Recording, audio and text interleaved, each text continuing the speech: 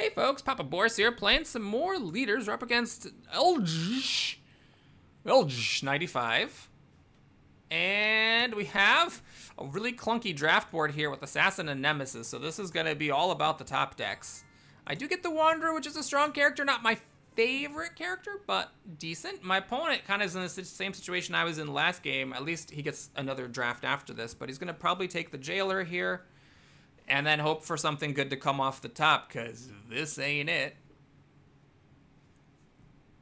Now, my opponent is a little bit lower on the elo, so it's possible they don't yet know that the Jailer is the right pick here. Yeah, they're going to take the Assassin. So the issue is that it's just, the Assassin is good. I do like the Assassin. However, the Jailer is just so important in so many situations. Okay, my opponent does understand the value of the Claw. Let's move the leader out of the way of that. Let's put the Wanderer there. Actually, do I want to move it all the way there? My opponent could pull it in. That doesn't actually do much for him. Yeah, all right. We'll put the Wanderer all the way in, I guess. We'll take the one good character here. So the Illusionist, I could put it here just to cut the leader off from running the other way. Obviously, this is going here would be like going for the instant win, but then my opponent can just like tuck the leader back there. Yeah, we'll go for here. Let's not, you know, try to fish for dumb mistakes. Let's just cut the leader off from going back. And now that the leader is here, we can try to cut it off from this column. All right, so the Assassin's making some progress. It's a little bit of bait here. I could, of course, move the Wanderer in and then swap with the Assassin, putting it very close to the leader. But I don't think that is how you want to live your life. That's a little bit too spicy even for my tastes. So my opponent takes the Brewmaster, which is quite good. I was actually hoping for that with my Illusionist, but as it is, I still get a pretty good turn here. We can swap with the Wanderer to get close to the enemy leader, and then we can bring the Wanderer back. Where is the more precise, which of these three is the most precise spot to put it? I think probably here? Because there's no way the leader can run back, right? There's just no way. Claw, oh, Claw goes up, leader tucks back. So the opponent's leader is actually quite safe. This is not an almost, I was actually even thinking of taking the Nemesis. This is not an end of game situation here. The leader's quite safe because the Claw just steps up and the leader goes back, and then these pieces move, and then my opponent can stay toasty for quite a while. Do I still take the Nemesis here? Is this the time? My opponent does have to keep running with the leader. You know what? F it. We're doing it, folks. Oh, hang on a second. Wait, I don't have to take it now. There's no way my opponent's going to take it now, right? I could just take the Hermit and Cub and then take the Nemesis next time. Although, if I take the Nemesis now, my opponent steps up with the Claw. Leader goes in here. Nemesis goes here. No, I don't think so. I'm not winning with it. I just don't think it's the right play. And the leader, I think, is fine where he is. So we'll just take the Hermit and Cub. And it's actually a question where you want to put the Hermit. I'm weirdly going to put the Hermit on this side and the Cub on this side, which may seem kind of backwards. But the thing is that the only way that my opponent's really surviving is by moving up with the Claw and then tucking the leader behind. So I want my Hermit on this side to get around to this side of the board to help the Illusionist and the Wanderer finish this off. And the Cub, the Cub is just here to help suffocate if the opponent does decide to like run this way. But running this way seems a little bit suicidal, so I don't think they're going to do that. I think they are tucking the leader back here. And then, then the Hermit's ready to begin the long journey to try to cut the leader off when he gets over here.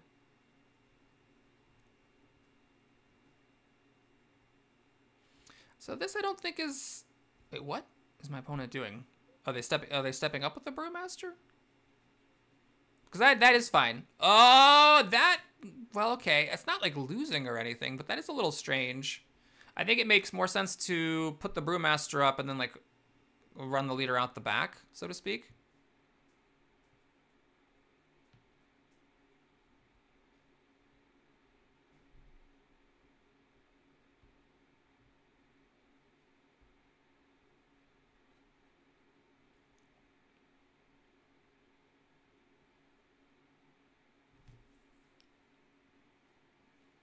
So this one, you know, I got 2 pieces up very forward very quickly, but this is going to be a bit of a grind.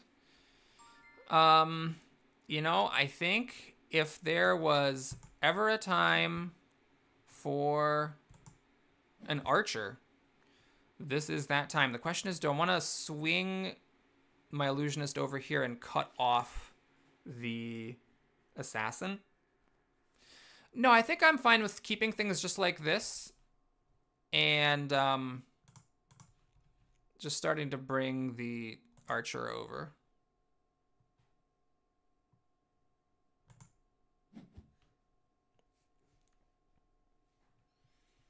So now my opponent does have an interesting move. He could step off, well, step anywhere with the claw, and then he could have manipulated my illusionist, but he decided not to do that. I'm not sure what that would have gained exactly, so it's perfectly reasonable. I do have to be a little bit careful. The assassin is sneaking in here now, and maybe I shouldn't have allowed that to happen. Okay, my opponent brewmastered the leader there. That's interesting. I'm not sure the leader's actually safer here than it was here, but maybe my opponent's thinking, let's get my leader over to where the cub is.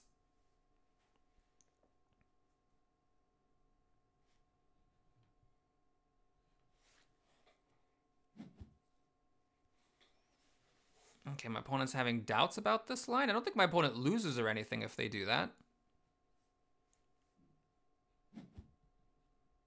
I could swap with the brewmaster. That would suddenly mean a lot of pieces are coming at my leader. So I have to be very careful with lines like that. Yeah, my opponent just takes a safer line, just steps up with the brewmaster for defense. Okay, so what I'm going to do here is I'm going to respect the assassin a bit. We're going to form a temporary wall to stop the assassin from getting to my leader too quickly. The idea is that when the time is, if I can get the archer over to the enemy leader, when the time is right, I could have the wanderer jump back behind enemy lines. I just have to be careful with that. I don't want to invite and isolate myself out of a win on this one.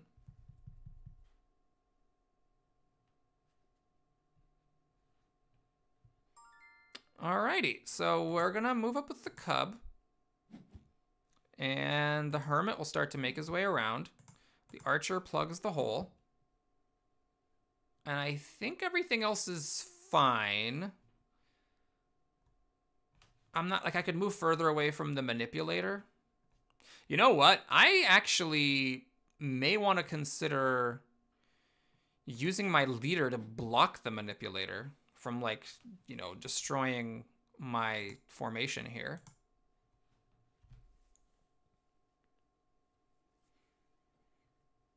I also have to be very careful. I wasn't thinking about this. Luckily, I don't lose the game, but my opponent can brewmaster the claw here, so if this cub wasn't here, the game would already be over. So I do have to be extremely cautious with the brewmaster sitting next to the claw. There's a lot of coiled potential there.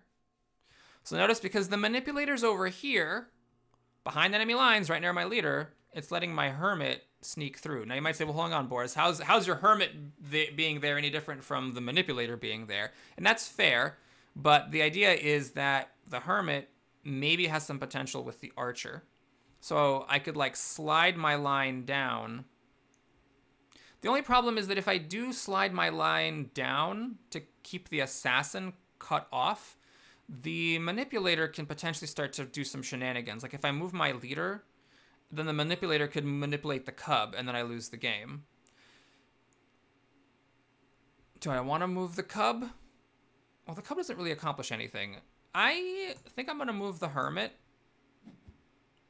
Leave the cub in place. And yeah, let's stick to my strategy. Let's do this. Let's have the leader step here to block the wanderer from being manipulated.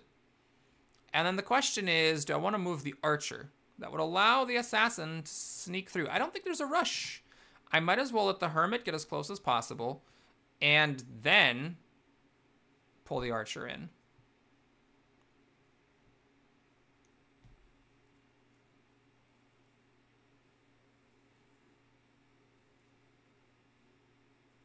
Man, I'm so glad I didn't take the Nemesis, because it looked like I could checkmate with just my Illusionist and Wanderer for a second there, but, you know, it's deceptive. Sometimes the opponent can just move up a piece and then be there just in time for a save. Ah, my opponent makes the push. All right. Well, let's see how this is going to work. I have to be very, very careful now, because obviously if the checkmate is threatened, if I go here, the Wanderer can be pushed out and the Brewmaster comes in, so that's checkmate as well.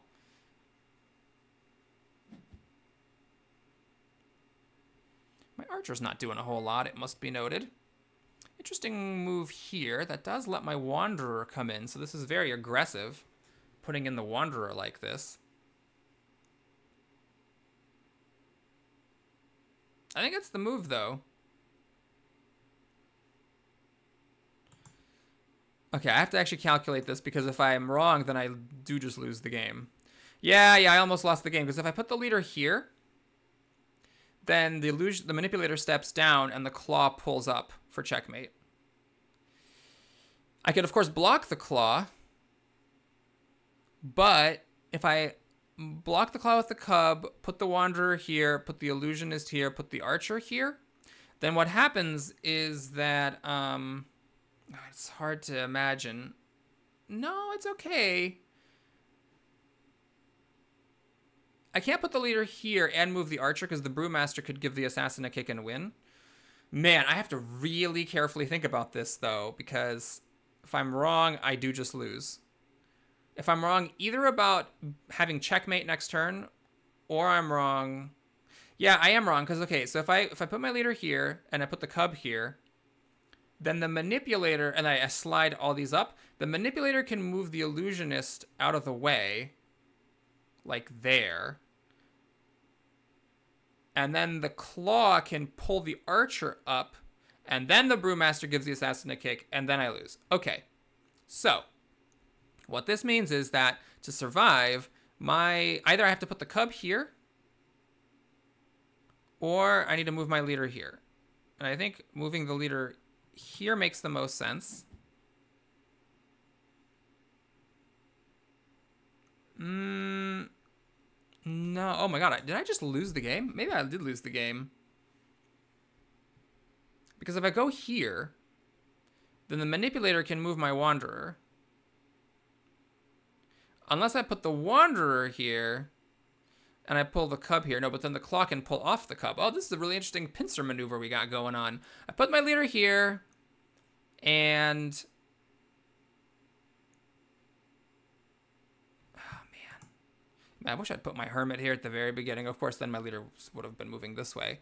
What if I put the Wanderer here, the cub here, and I swap with the claw?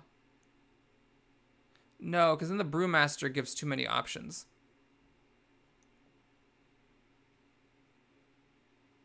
Basically, the issue is that this Wanderer is necessary to stop the Brewmaster from going here, and I can't stop both the Manipulator and the Claw from moving the Wanderer. Unless I put the Wanderer here himself and put the Illusionist here and the Archer there, but then the Brewmaster gives the Assassin a kick and it comes around the other side. Okay, what if I put the leader here, cub here, and then everything slides directly at the claw? All right, I think that's the only thing I can do to survive that I can see anyway, so we're just going to do this. I mean, this guy still might as well move forward. But I think this is my only way to literally not die all of a sudden. So that's what it's going to have to be. Now, I do have 3 actual pieces threatening checkmate, but the problem is from here, the king is simply safe. So I basically am gambling. Well, it's not much of a gamble because I don't think I had any other legal move. But I am basically hoping... oh my god, he conceded. That's interesting. My opponent shouldn't have conceded. So, okay. The leader moves here, and he is safe here. As long as the Brewmaster stays here to stop the Archer from going in, the leader is safe. So you just go here...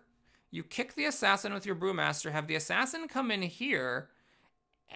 I don't know. Okay, I guess maybe it's just like my leader can tuck here, but then maybe you have your Manipulator pull my Illusionist off. then my Wanderer could step in. But I mean, it's like the whole still game after that point. But anyway, I don't mind. Thanks for watching, everybody. Hope you enjoyed it. Please like and or subscribe, and I'll see you again soon. Take care.